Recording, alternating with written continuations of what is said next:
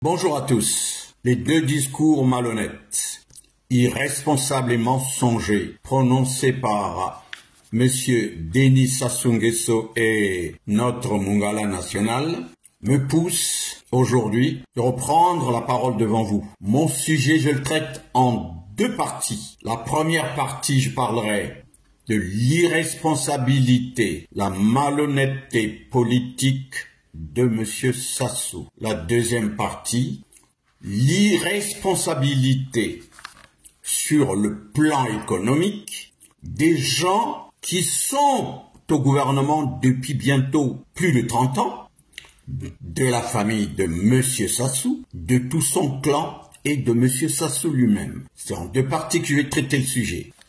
En 64 années d'indépendance fictive, notre pays a connu 6 présidents qui se sont succédés. Les présidents Fulbert Youlou, Massamba Deba, Marien Ngouabi, Monsieur Sassou, le président élu au suffrage universel, Monsieur Lissouba, et Sassou.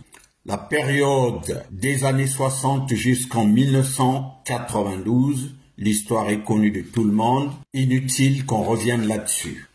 Le sujet est tellement long que j'ai été obligé de mettre ça sur un bout de papier, vous allez en apprendre. L'irresponsabilité de Monsieur Sassou et ses parents se caractérise d'abord dans les assassinats des généraux qui l'ont accompagné. Le général Adoua, Motando, Avoukou, Pierre Anga, Willy Mansanga qui n'était qu'un député de la nation. Dans quelles conditions sont-ils morts? Et pour quelles raisons ils ont été tués? Les disparus du beach, dont le procès reste jusqu'à ce jour au talon de Monsieur Sassou. Tous ceux qui l'ont accompagné ont été exécutés. Même ceux qui sont au courant de ce qui s'est passé dans cette histoire des disparus du beach. Nombreux ont écrit là-dessus. Nous avons un livre de Maître Massengo Tiassé et Maître Dominique Kunku. Les livres sont interdits de vente à Brazzaville, au Congo. En 1992, le président actuel, M. Denis Sassou Nguesso, assume devant la conférence nationale la responsabilité de son échec. Il a été applaudi par tout le monde. Cet acte de bravoure et de responsabilité pour une fois a été salué par tout le peuple congolais. Voilà que M. Sassou revient en 1997 déclarer la guerre fratricide et sanglante à son pays. Cette guerre a fait plus de 3000 morts. Cette guerre a causé de la désolation et un chaos total à notre pays. Voilà un monsieur qu'on appelle, que vous avez l'habitude d'appeler Père de la Nation, qui va revenir au pouvoir les mains ensanglantées, qui va donner des leçons de responsabilité au peuple congolais et surtout à la jeunesse. Je vais vous prouver son irresponsabilité. La démonstration arrive. Alors, d'emblée, il faut que je vous dise que je vais parler du PCT, qui n'est pas dans les normes, qui n'a pas respecté les lois. Je ne suis ni membre du PCT, ni adhérent au PCT, ni fanatique du PCT. Je fais un simple constat. Monsieur Sassou a été très malhonnête avec le PCT, le pouvoir, le PCT, le parti qui lui a donné le pouvoir. Le parti qui, depuis 50 ans, l'a placé à la tête du pays. Qu'est-ce que M. Sassou a fait? Plusieurs tentatives répétées de détruire le PCT.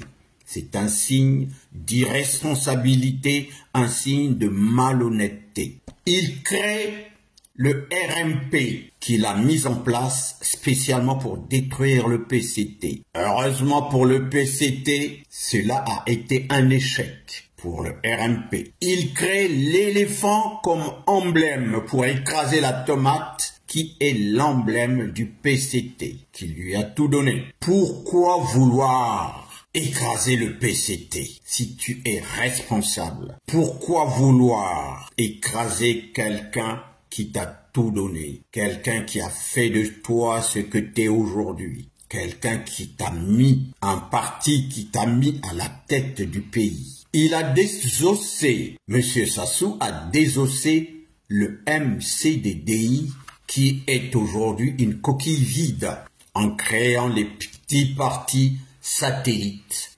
dirigés par les Mampouya, les Landry Kolela et autres. Il a détruit l'UPADS qui est devenu une caisse de résonance avec un président du parti qu'il a nommé président de l'opposition. Est-ce responsable? Monsieur Sassou a tenté de propulser son fils à la tête du PCT en 2021 à Kintélé pour qu'il prenne le secrétariat général du PCT. Cela s'est soldé par un échec, mais cuisant. Il a tenté de le replacer à la tête du PCT au dialogue de Madingu qui a coûté des milliards à Kiki personnellement. Enfin, des milliards de l'État congolais. Kiki fait organiser le dialogue de Madingu. Kiki a corrompu tout le monde. Tous les participants à ce dialogue ont touché des millions. N'eût été la clairvoyance des cadres du PCT, Kiki aujourd'hui serait à la tête du PCT. Ils lui ont barré le passage. La porte a été bouclée. Quelle ingratitude de M. Sassou vis-à-vis du PCT. Encore une fois, je ne suis pas un adhérent du PCT. Venons maintenant à l'irresponsabilité et la malhonnêteté politique, économique, je vais dire, de tout le clan Sassou. Tout le clan. Jusqu'aux ministres qui sont en place depuis 30-40 ans, qui ne sont jamais partis. L'irresponsabilité économique de la famille de Sassou et l'irresponsabilité économique de M. Sassou en injectant un corps étranger au milieu du système souverain, au milieu dans la souveraineté du Congo. Madame Joly, qui est un sujet du Rwanda. Le pillage économique, et là on parle des 14 000 milliards, qui étaient bien gardés sur un compte séquestre à la Banque centrale. Cet argent a été déplacé et placé à Hong Kong. Comment aller placer l'argent? Vous sortez l'argent du Congo, de la Banque centrale, allez le placer à Hong Kong. Hong Kong, si j'ai bonne mémoire, c'est la Chine. Cet argent aujourd'hui se trouve dans les paradis fiscaux. On a perdu le contrôle, on a perdu les traces. Les Panama Papers, les scandales financiers de son rejeton et récemment la vente des terres du Congo et surtout toute la partie sud et la zone de Maluku qui pose problème. Avec la zone de Maluku, on risque d'avoir des problèmes géostratégiques, des problèmes purement politiques ou diplomatiques avec la RDC. Tout le monde en parle. On n'en a rien à foutre. On n'est pas conscient de ce qu'on fait et on est irresponsable dans ce cas. On ne vient pas donner des leçons de responsabilité à une jeunesse qui aujourd'hui, si tu n'as pas 200 000 francs CFA, si tu n'as pas 300 000 francs CFA, tu ne peux pas avoir une table sur un marché. De quelle responsabilité il parle? Il demande à la jeunesse d'être responsable. Vous, quand vous étiez jeune, est-ce que vous aviez déjà obtenu dans votre vie une somme de 100 000, 200, 300 000 qui tomberait d'où? Un jeune pour qu'il soit responsable, pour qu'il ouvre un kiosque, pour qu'il fasse un petit commerce qui lui rapporte quelque chose, il faut avoir un capital minimum de 300 000. Mais même si tu vends aujourd'hui, si tu engages tes 300 000 francs CFA, tu vendrais quoi? Puisque rien ne marche sur les marchés, rien ne marche et l'argent ne circule plus. Tu vas vendre quoi avec 300 000? Venons-en aux municipalisations accélérées, qui étaient pourtant un programme phare au sortir de ces événements sociaux, politiques. Aucune industrie créée, aucun emploi durable, aucun emploi à long terme. Et aujourd'hui, tous les départements dans lesquels on a planté ces infrastructures ne peuvent ni s'en occuper, ni les entretenir. Les aéroports sont dans l'herbe. Ces infrastructures sont devenues des vrais éléphants blancs. Les routes sont impraticables. Les aéroports, aucun avion ni d'école. Voilà ce que M. Sassou appelle des actes responsables. Mais l'objectif visé de cette politique de municipalisation accélérée était simplement de recycler l'argent du pétrole. Recycler l'argent du pétrole, c'était ça l'objectif de ce projet de municipalisation accélérée dans tous les départements. C'était une façon maquillée de voler l'argent avec la surfacturation, voler l'argent du pétrole, parce qu'à l'époque, il y en avait vraiment. L'objectif de ces travaux inutiles était de créer des nouveaux riches. Et les nouveaux riches appartiennent à la famille Sassou. Monsieur Bouya est devenu le plus grand patron de toutes les sociétés chinoises qui sont au Congo, sur le territoire congolais. Et Monsieur Ondongo est le patron des sociétés brésiliennes. Monsieur Bouya, à qui on a confié la gestion du pays, n'a jamais été un financier. Il n'a jamais fait pont et chaussée. Il n'a jamais été ingénieur des travaux publics. Voilà qu'on lui bombarde un poste très important, les grands travaux. Et aujourd'hui, c'est lui qui s'occupe pratiquement des caisses de l'État, la gestion des finances du pays. Tous ces chantiers ont été inachevés ou mal entretenus. Les hôpitaux, les 12 hôpitaux, c'était une promesse phare. Aucun hôpital n'a vu le jour aujourd'hui. On a entendu parler d'un hôpital par département. Aucun hôpital n'a vu le jour. Et les gens meurent comme des mouches. Les marchés fictifs, avec la complicité des Chinois. Tous les marchés où vous voyez des Chinois, ce sont des marchés fictifs, simplement pour voler l'argent de l'État congolais. Avec Bouya devant. Mais attention, qui se cache derrière Bouya? C'est Monsieur Sassou lui-même. Partout où il y a eu des travaux, finis ou non finis, de toute façon il n'y a jamais eu de travaux finis, toute surfacturation, Monsieur Sassou se cache derrière Bouya. Rien pour créer des parents riches de la famille de Monsieur Sassou. Willy Etoka est devenu milliardaire. Bouya est devenu milliardaire. J'ai dit la dernière fois que Kiki était pratiquement plus riche que Donald Trump. Le Congo avait beaucoup d'argent. Il fallait le recycler dans les faux travaux. Il fallait le voler. Au lieu d'injecter dans le pays, au lieu de créer des entreprises qui pouvaient créer des emplois, ils ont préféré compter sur l'administration. Mais l'administration ne crée jamais de valeur ajoutée. L'administration ne crée que des services, à ce que je sache. Il y avait beaucoup d'argent pour créer, mais vraiment, des entreprises et développer le Congo. Non.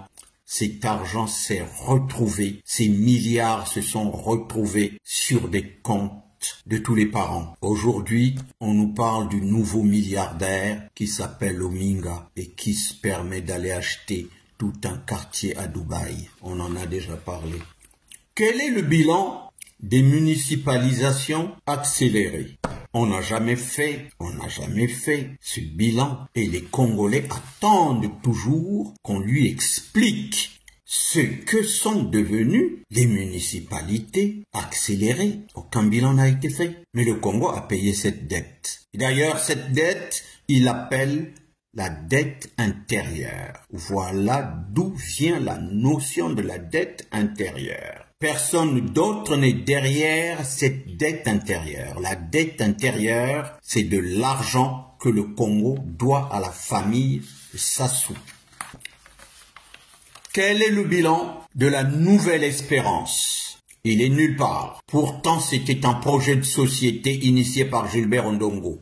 Aucune industrie n'a été créée, aucun emploi à long terme. Le budget de 2000 milliards a été alloué à ce projet sans aucune industrie. Rien, encore une fois, aucune entreprise n'a été créée. C'est que du recyclage.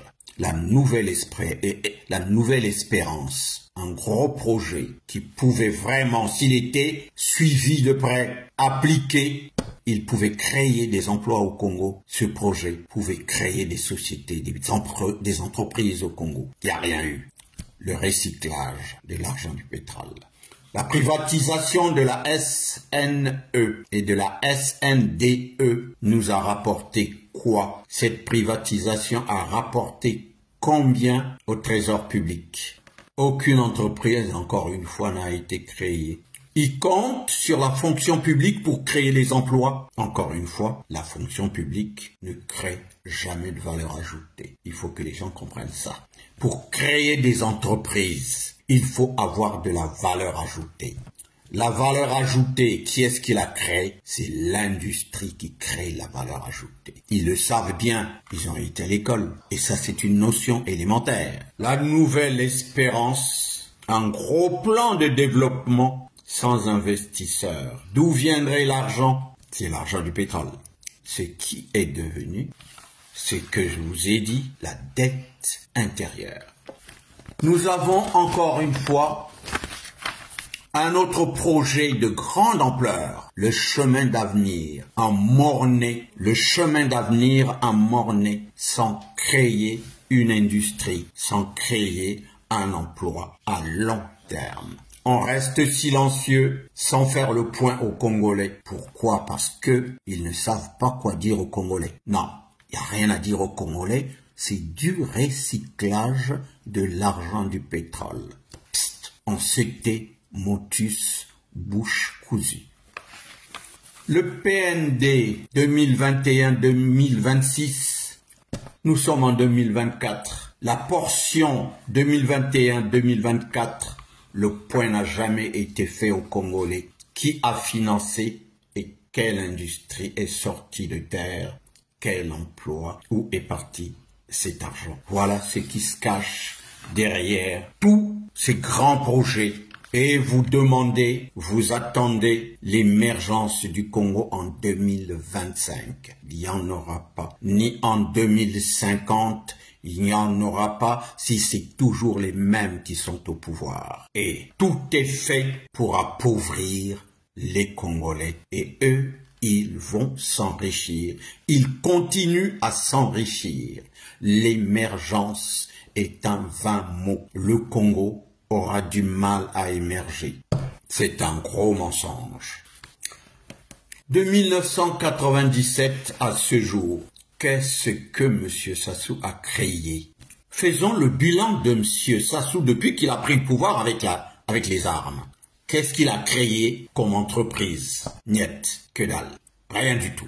Il n'a créé que des grands argentiers, que des milliardaires. Je crois l'avoir dit tantôt. Le fils, les neveux, du fils au neveu, du neveu à l'oncle, de l'oncle au petit-fils, sont tous des milliardaires sur le dos des Congolais. On a dépouillé les grands financiers du Congo pour confier tout à Bouya. Mais Bouya n'est qu'un prête-nom. Dans l'ombre se cache Monsieur Sassou sur tout ce qui est volé. L'ombre de Monsieur Sassou plane sur toute l'économie du Congo, sur tout ce qui est volé au Congo. Monsieur Sassou est toujours dans la combine. Ce que vous ne saviez pas, la famille Sassou a créé une société parallèle en opposition au trésor public. La société s'appelle Delta Force,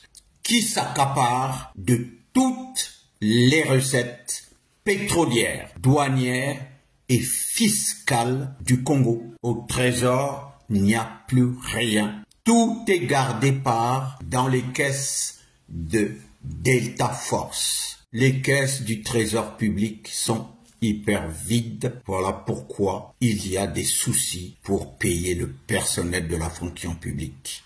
Voilà comment la famille Sassou gère le pays, en créant des sociétés fictives, rien que pour voler l'argent de l'État. Monsieur Sassou finalement est revenu cagoulé en 1997, arme à la main, pour braquer le Congo. C'était un braquage beaucoup plus économique que politique, parce qu'en politique, il n'y a rien du tout. Mais eux, ils gagnent beaucoup plus dans l'économie du Congo. Un braquage pur et simple. Vous comprendrez pourquoi M. Sassou n'a jamais voulu travailler avec Bic Rouge, comment est-ce qu'on l'appelle, M. Andéli. Il écarte tous les cadres, tous les sachants. Il travaille qu'avec des cadres bidons qui ne maîtrisent rien. Il travaille avec des bénis oui-oui. Je vous ai toujours dit que les nains travaillent avec les nains. Les idiots travaillent avec les idiots, sans insulter qui que ce soit. Mais c'est la règle. Si tu es nain, tu fais 1 mètre, toi tu es le grand patron. Mais tu es nain, tu vas pas embaucher le directeur général qui fait 1m95. Tu es obligé d'embaucher les nains.